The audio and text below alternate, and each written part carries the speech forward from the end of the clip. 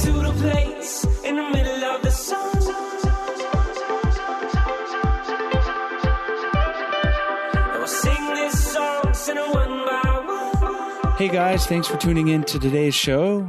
Hope you're having a great day. We have a great show for you where we welcome Tanja Shaw. Tanja is a sought-after life and weight loss coach and the host of the Fit and Vibrant You podcast, and also the founder of Ascend Fitness and Lifestyle, a holistic health coaching studio in British Columbia, Canada. And today we talk about self-love, body love, and how to do it. And we get into specific exercises to help change that negative dialogue that I know I have definitely had in the past and continue to try to work on, and some specific things that we can do to change that dialogue, and also some interesting things on goal setting that I thought were really valuable as far as setting push goals and pull goals. And really what that's about is being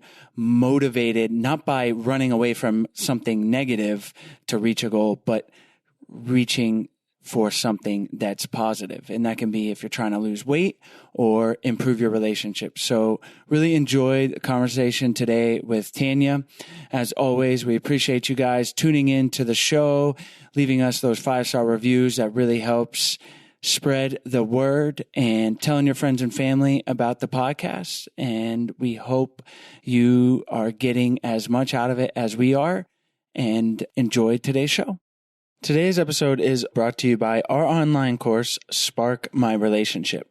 Do you guys want to create more passion, improve your communication, and build a stronger, more intimate connection with your partner in less than 90 days? Yes, sign me up. Then you guys need to check out our online course, Spark My Relationship.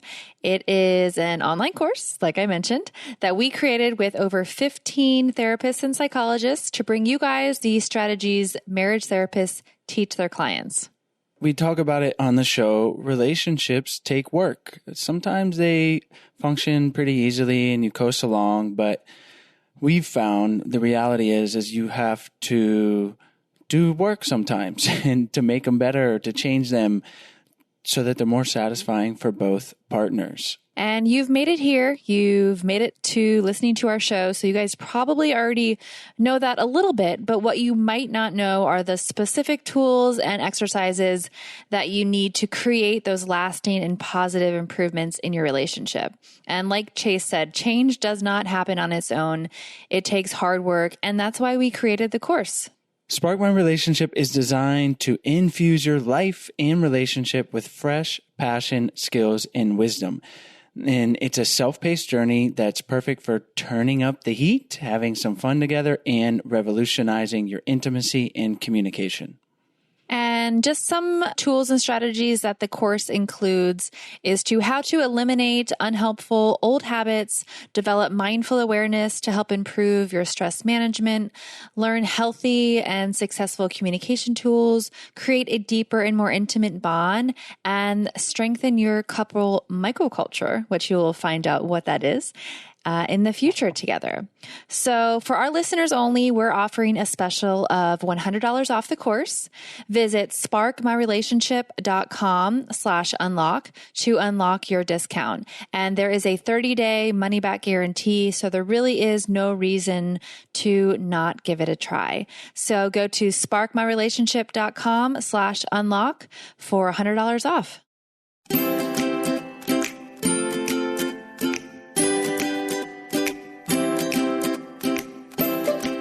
Hi, Tanja. Thank you so much for joining us on the show. Thanks for having me. I really appreciate the invite, and I'm excited to speak to you and your audience. So today we're going to talk about something I don't think we've had a full show dedicated to, and something that's really important. That is self-love, body love, and acceptance, and how to do it. And obviously how that's going to help ourselves individually and help improve our relationships. So let's dive in and have you tell us maybe what it is about self-love that is so important, why it's hard to do, and then we'll talk about the steps to get there and how it's going to help us. Fantastic. So first of all, I want to say that the word self-love may not resonate with you, and that's okay. Sometimes you want to start even more neutral with appreciation or respect or even acceptance. And I like to think of it as if you were working for a boss that was always putting you down. You were never enough. There is always moving the goalpost on you, always reprimanding you for every little mistake that you made, always putting you down. You would do just the bare minimum in that role to avoid criticism, to not get in trouble. You would not thrive. And ultimately, you would quit as soon as you could as well.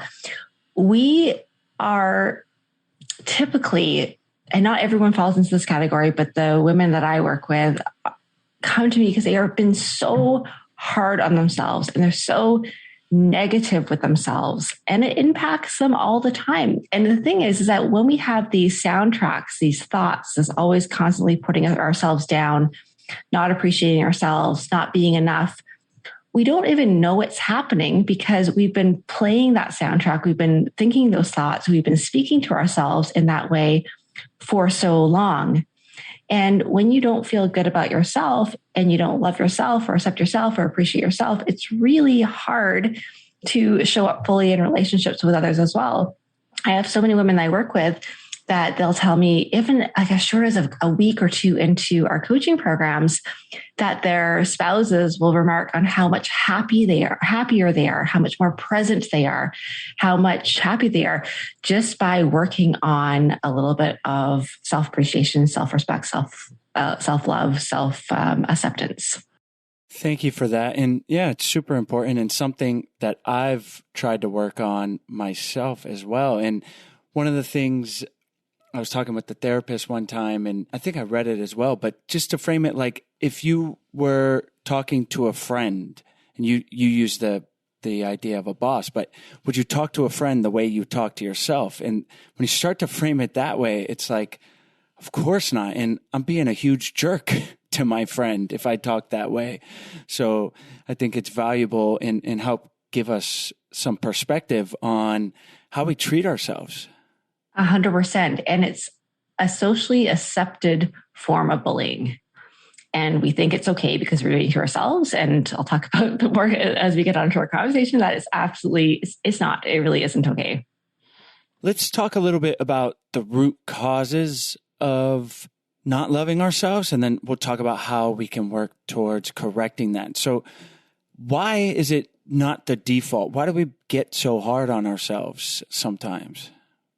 I think for a lot of people, it becomes a coping mechanism, or it becomes something that we were role modeled growing up, or at some point in our life, we're seeing that about ourselves, or we see other people do it to themselves as well. I can't speak to everyone because I know some people don't do this and some people are kind to themselves and they appreciate themselves. But I primarily work with women who struggle with their relationship with food and who have been dieting for many, many years and struggle with that. And they tend to have a bit of a perfectionist tendency. And I know you did a podcast interview a little while ago on perfectionism and anxiety. And we never allow ourselves to be good enough. We're always trying to sometimes cope and think that if we try to do everything perfectly, if we are always trying to exceed some standards that are completely unrealistic, then it might prevent us from being criticized or judged from others, might be accepted more. And that's a big reason why it happens. And growing up too, you might have been role modeled by other people who are also putting themselves down, or you might have a parent who is doing that and criticizing themselves. It's also in culture so widely accepted. I mean, there are connections made with groups of your friends by commiserating with each other and putting yourselves down. It's so socially acceptable that we we kind of just do the status quo and we just keep doing this because we think we think it's okay. And we don't even think that there's another way, or we're not even aware that we're doing it. Sometimes we are also thinking that if we're speaking kindly to ourselves, it's not being humble or being vain, or if we are tuning our own horn, we're going to come off at a certain way. I want to say though, I think a lot of times we just really don't understand what self-appreciation and self-love, body acceptance is. And it's also not complacency. I think a lot of people also fear that if they start to accept themselves, that means they're going to stop wanting to change.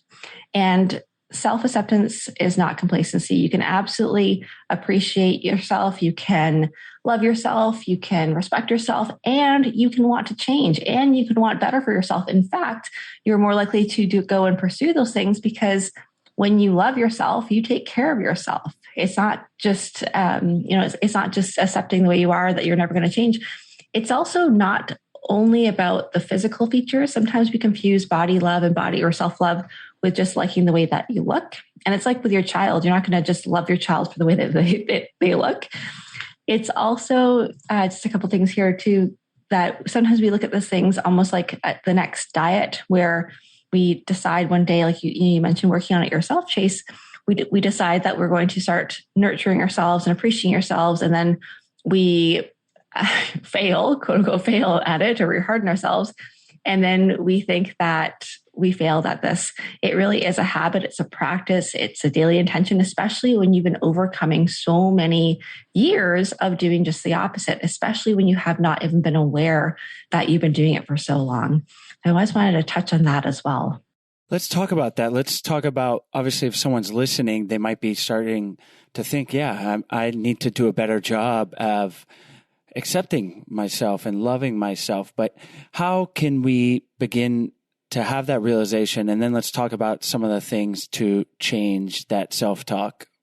Oh, great question. And I want to say, just by being here and listening to this conversation, listening to this podcast, in fact, listening to a relationship podcast or any podcast that you are looking at and improving yourself is a huge first step, because we can't change things when we're completely unaware of them. And so now you might just be aware that, hey, there might be another way, or maybe I haven't been so kind to myself. One of my clients, she said to me after a few months working with me, she's like, Tanja, I never knew how much I hated myself until I started working with you. And I wasn't sure if I should share that or not, because it sounds so terrible, but you don't know what you don't know. So first of all, know that body self-appreciation, self-love is a choice.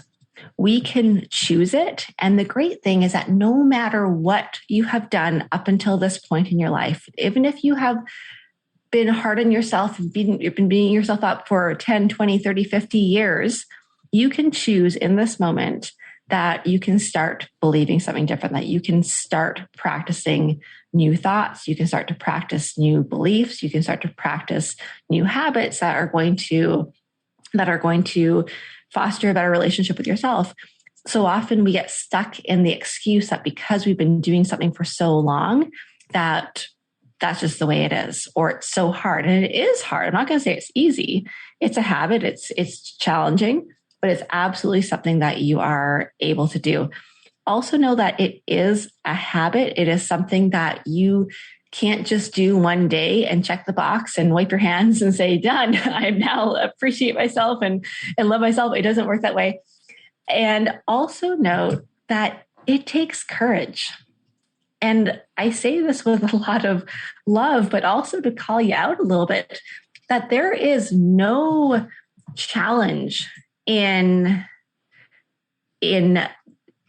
doing what you've always done before, of self-loathing, of saying of beating yourself up. That's comfortable. It's familiar, even though you don't like it, because who would like someone beating themselves up all the time, or that negative self-talk?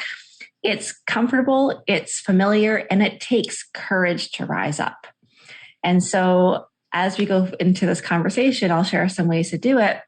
I just invite you to have that little bit of courage and to rise up and to play around and get curious to what could happen if you started to change some of these thoughts, started to change some of the ways that you talked about yourself. Let's talk about some practical exercises we can do to begin to change the way we talk about ourselves. Fantastic.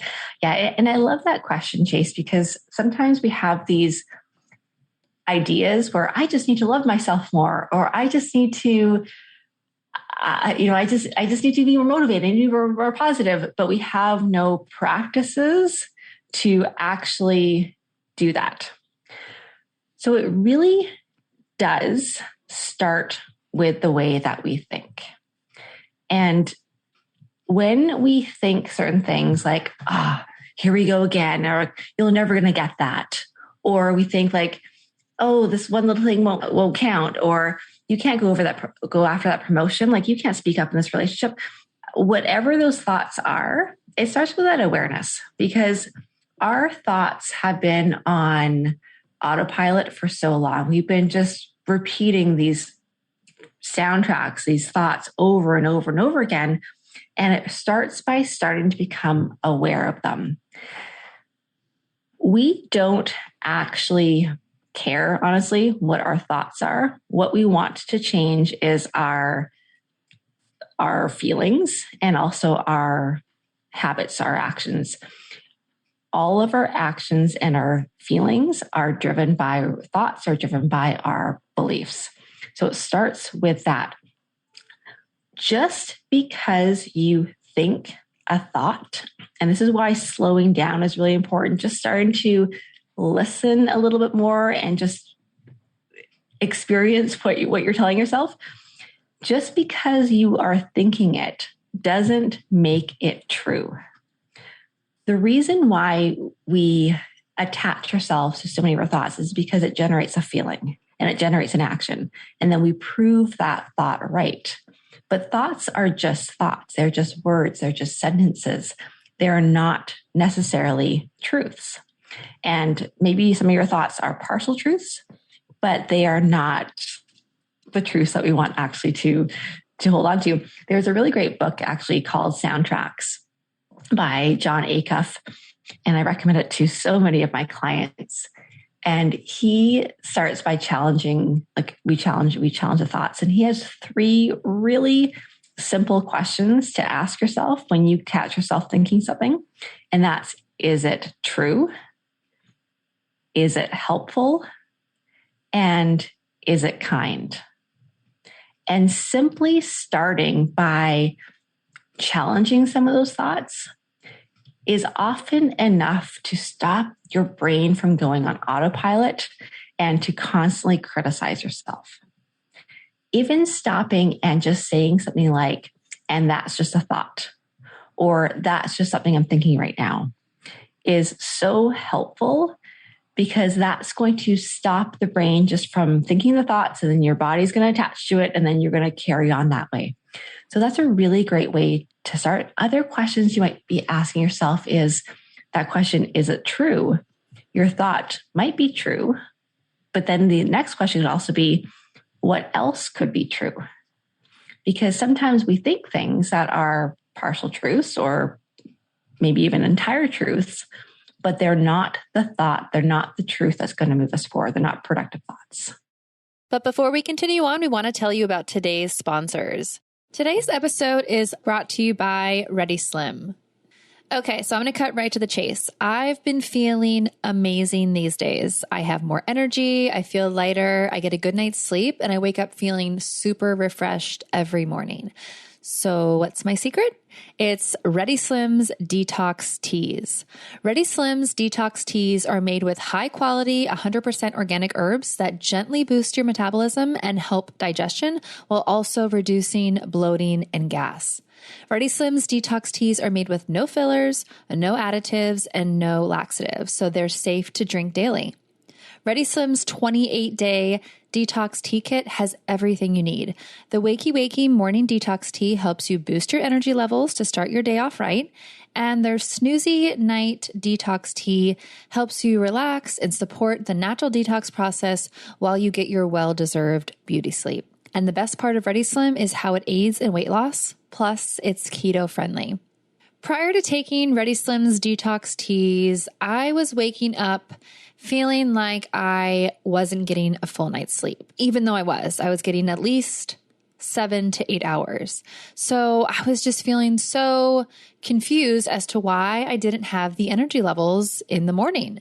And my default was to wake up and have a cup of coffee, which would lead me to having a mid-morning energy slump. And I just knew that I wanted to feel better. I eat healthy, I exercise, I get a good amount of sleep, but for some reason, everything just wasn't clicking. So as soon as I switched to Ready Slim's detox teas, I was getting so much higher quality energy levels in the morning that stayed throughout the entire day that I think I might be off of coffee for the foreseeable future. In addition to the higher energy levels, I'm also waking up feeling significantly less bloated. I would wake up sometimes in the mornings and feel like I just ate dinner still. Like my body was not digesting things properly. So I feel so much better energy-wise and bloating-wise that I think you guys should really check it out for yourself, especially if those are two things that you're struggling with. So say hello to a better, brighter you. And right now, for a limited time, you can save 25% on your first order of Ready Slim's 28-day detox tea kit, plus get a free collapsible water bottle. Go to readyslim.com/IDO and use the code IDO. That's ReadySlim, ReadySlim.com/IDO and use the code IDO to save 25% off your first purchase of Ready Slim's 28-day detox tea kit plus a free collapsible water bottle. ReadySlim.com/IDO and use the code IDO. These statements have not been evaluated by the Food and Drug Administration. This product is not intended to diagnose, treat, cure, or prevent any disease. Today's episode is brought to you by Dipsea. We are finally coming out the other side of the pandemic where you might have been spending a lot of time alone, self-quarantining, not really going out on dates. And we're slowly emerging, but you might be needing a break from your inbox, from the media, from news, and maybe from dating. You went back into the dating world and you're like, oh, okay, I liked the quarantining part. Dipsea is just what you may need. And Dipsea is an audio app full of short, sexy stories and guided sessions that are designed to turn you on and help you get in touch with yourself. The stories are relatable and immersive, so you feel like you are right there. And there truly is something for everyone, no matter what you're into. They add new content every week, so there's always more to explore. They have all kinds of different stories about maybe a spontaneous hookup or a sexy yoga instructor, but really anything you can imagine, and maybe some things you can't imagine, which will surprise you. You might find something new that you like. Are on the Dipsea app. The guidance sessions can help you unlock new confidence or heighten intimacy with your partner. So try a new way of getting turned on with Dipsea. For our listeners, Dipsea is offering an extended 30-day free trial when you go to dipseastories.com/IDO. That's 30 days of full access for free when you go to Dipsea, DIPSEA stories.com/IDO. dipseastories.com/IDO. That self-talk is so valuable and something we've talked about similarly when we're going to share with our partner. You know, like if we have something to say, is it true? Is it helpful? Is it kind? And so we always think about relating with others, our partners, our friends. And obviously on today's show, we're talking about our relationship with ourselves, and that we should be asking ourselves the same questions as you're saying of what we're going to talk about with ourselves.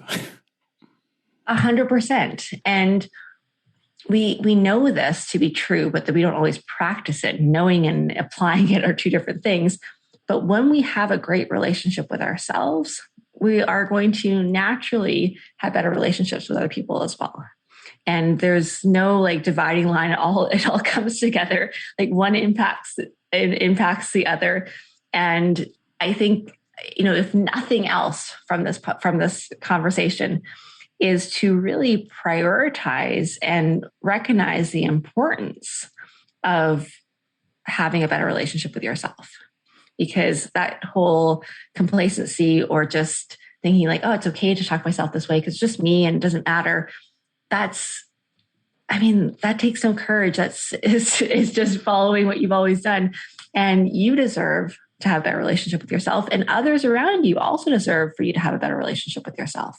I would say another really good thing here is to have practices and routines to actually practice this. Because what can happen sometimes, and I'm sure you're familiar with this in your audience as well, is you have these intentions of like, oh, I'm just going to speak kindly to myself. But then there's no routine, there's no practice to do it. And you're just left with all day thinking like, oh, now I should remember to think about my thoughts. And then a day goes by and you forget to think about your thoughts.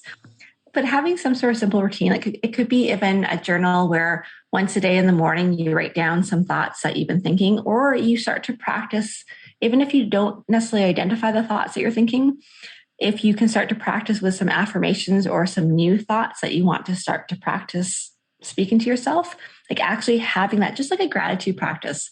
When you have a gratitude practice and you spend the first part of your day and you think about 3 things that you're grateful for, the end of your day, simply by doing that once a day is going to trickle into the rest of your day. So having a set time, it could be a meditation, it could be a mantra that you say to yourself, it could be just a brain dump where you write down some thoughts into a journal. But having a practice like that can be really helpful. And then in terms of one more other practice to start this is to actually act love to yourself. And this, I have not listened to every single one of your podcasts. I'm not sure if you talked about this with others, but sometimes we wait to feel love before we act love in relationships. And by acting love, by showing love, by doing the actions, it can actually evoke the feeling as well. And same thing with ourselves, is that you may not always feel like you love yourself or you appreciate yourself or you respect yourself. But when you do something kind to yourself, whether it could be so simple, like taking a few extra moments. And when you moisturize your hand, like really putting the moisturizer into your hand. It could be giving yourself, like putting a little sticky note by your work desk and saying something positive to yourself. Maybe it is a moment where you just give yourself a moment between work and home, and you take a few deep breaths and you just give yourself that time. Those things can be really helpful to create that feeling of love, appreciation, of respect as well, and gratitude for yourself. So often we do gratitude for life in general and different parts of our life and different aspects of our life, which is something I highly recommend, but including yourself. And what are you grateful for about yourself? And those simple habits can just really shift and change over time the way that we speak to ourselves. Because it's like when you try to water a plant that has been dry for so long, you can't just dump a whole bucket of water on it and expect that the plant is going to absorb the water and it's going to thrive. You need to water a little bit at a time. And if you water it every day or every few days, like whatever plant you have, that water will slowly trickle into the roots and and get absorbed into the plant. And that's the same way we want to do these practices as well. We mentioned body love earlier in the show, and also the difference between complacency and self-love. Can you talk a little bit about creating more love for our body and acceptance, but balancing that with, let's say, it's like, hey, I want to get in shape. Hey, I'm 30 pounds overweight and that's not good for my health. I want to lose some weight.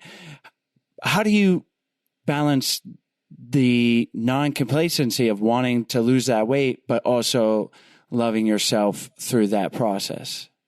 That's such a great question. And it's one thing, I actually did a podcast on this a while back on, can you love yourself and still want to lose weight? And I absolutely believe you can. It's like, first of all, body love isn't always about loving your physical appearance. It's like, and also I love the quote, the idea that when you love something, you take care of it. You can love your child and still want more for your child. You can love yourself and love your body and respect your body, or maybe it's not even body love at this point. Maybe it's body appreciation for what your body can do, and you can want more for it. But the opposite of beating yourself up and trying to hate your body into loving your body, bullying yourself into a better body, it doesn't work. It doesn't work for the long term. It might work for the short term, but then we rebound. We do things for a little while and it just really doesn't work. Or we expect that at the end of the physical transformation that we're going to start to love ourselves again and we're going to start to appreciate our bodies. And that sometimes happens, but not very often.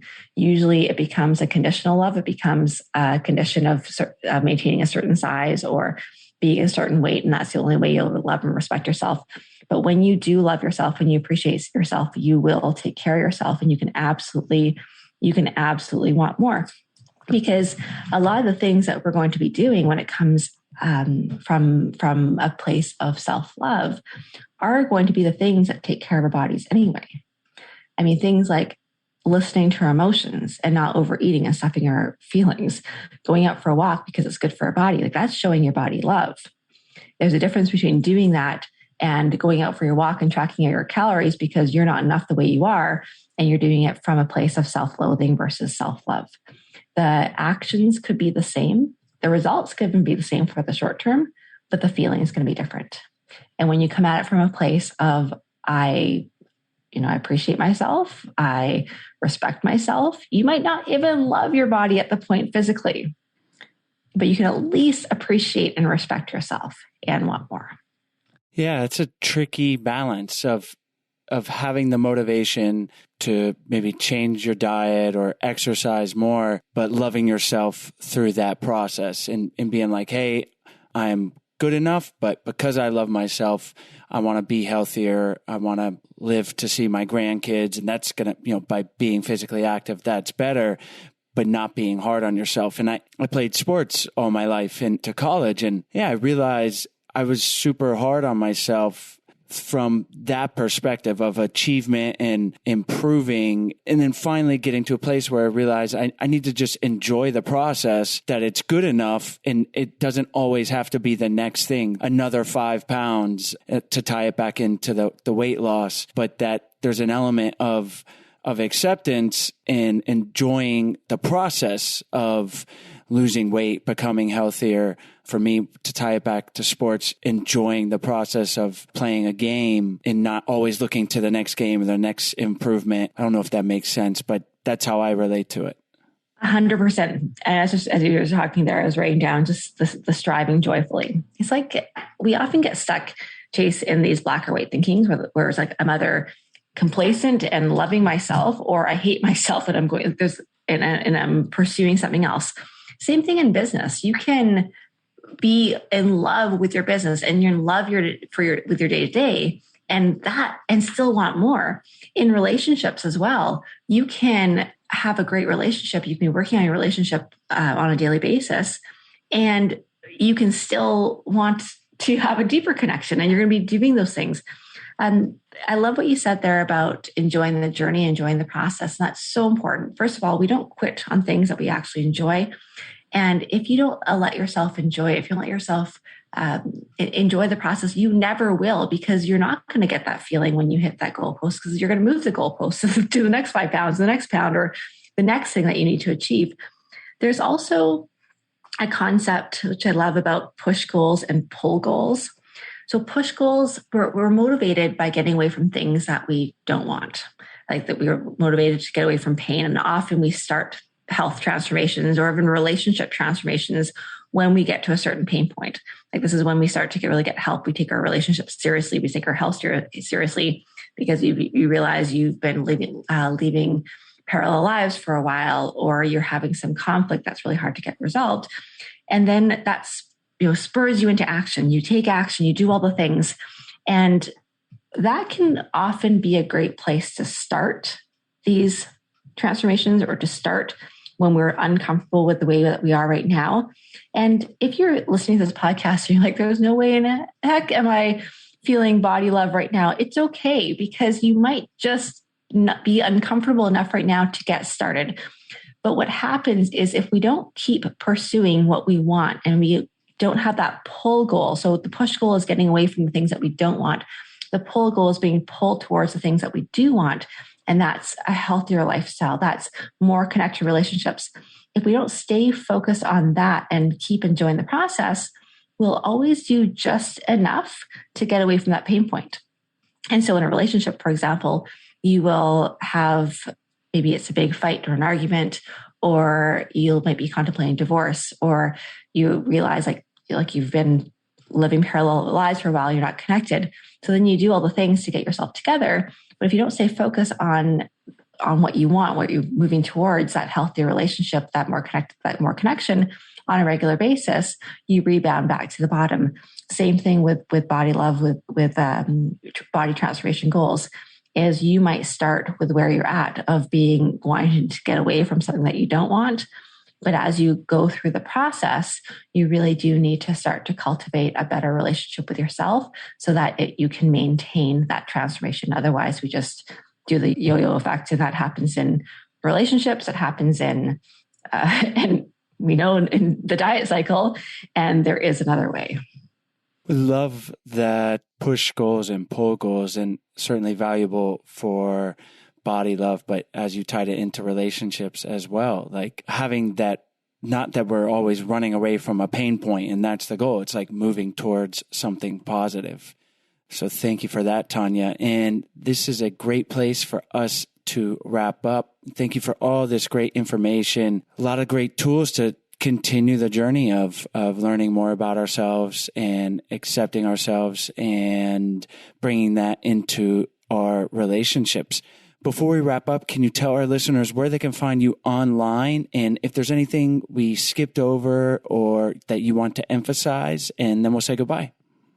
Oh, thank you. So if you listen to podcasts, and I know you do if you're listening to this podcast, I have a podcast now for 6 years called the Fit and Vibrant You podcast. You can find it on iTunes and Stitcher Radio, wherever you listen to, Google Play, I think, to all those places.